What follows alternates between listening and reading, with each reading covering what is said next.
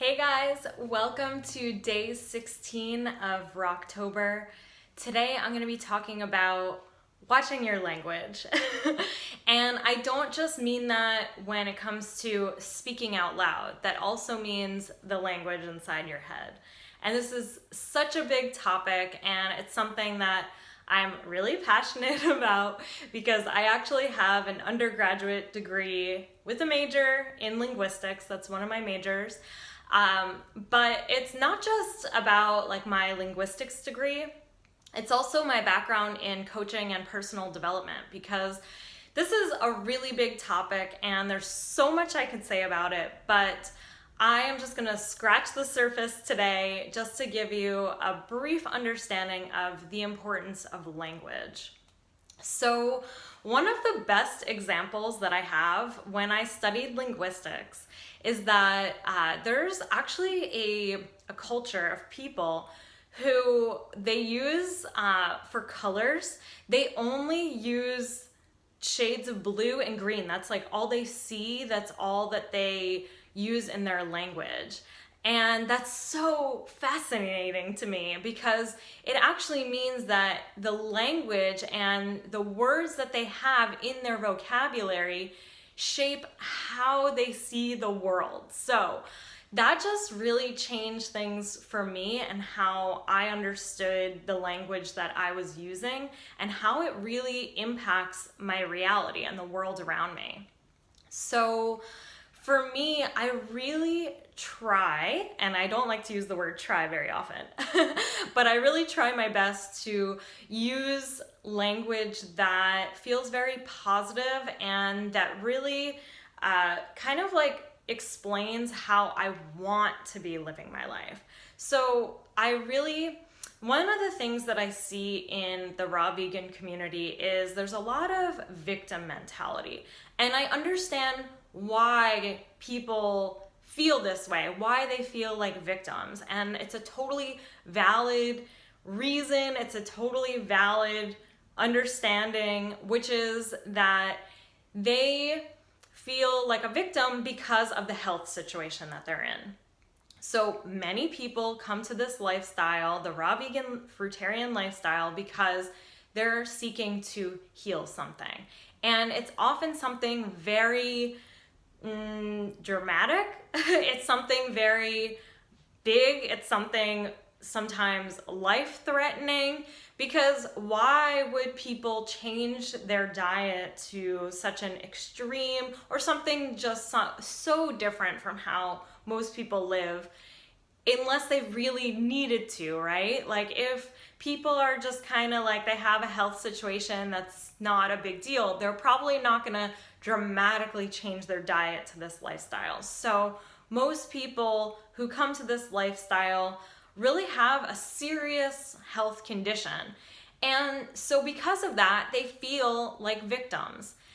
So for me, I did feel like, I was suffering with IBS, with irritable bowel syndrome, for many years. But as I progressed through this lifestyle and constantly was changing my diet and just really changed my mindset about things, I really came to understand that I wasn't really a victim. In fact, I was a champion, which for me is the opposite. I really felt like I could really thrive. Instead of being in survival mode, I could actually be in a thriving mode. And so because of that, I actually changed my mindset and decided that this lifestyle was actually an amazing thing. It was a gift. It was something to be completely grateful for. So because of that, I use language that's like, I'm so grateful to be able to live this way. I'm so happy that I get to eat this fruit and really thrive with the foods that I'm eating.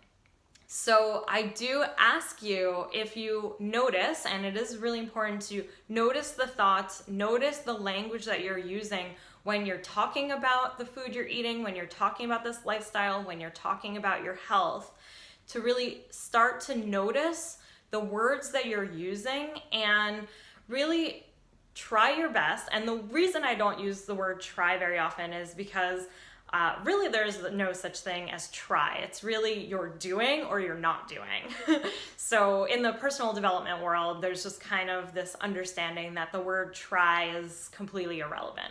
But I do understand that this is a new practice, or this may be a new practice for you. So trying may be like your beginning of this, attempting to do this practice. So start to really notice the language that you're using when you're thinking about this diet and the lifestyle and your health. And then really, if you notice that you're using negative words or a victim mentality or a fear-based approach, to really do your best to switch it to something like you're grateful for, or you're working on healing, or in the future you may, right? So really thinking about things from a positive mindset and using language that allows you to think and act within that mindset. So like I said, this is just a brief scratching of the surface of this topic. I could go so much deeper into this and really go into the specifics, but I wanted to start by just giving you guys an opportunity to start to notice your thoughts and start to shift your language. So please be sure to leave me any comments or questions down below about this topic. You can feel free to ask me any specific questions, any specific questions that you have about this, about the language you're using, because this is so important. It really sets the foundation for how you see, think, and act regarding your body, your health, and your diet. So that's it for today, and I will see you guys in tomorrow's video. Bye.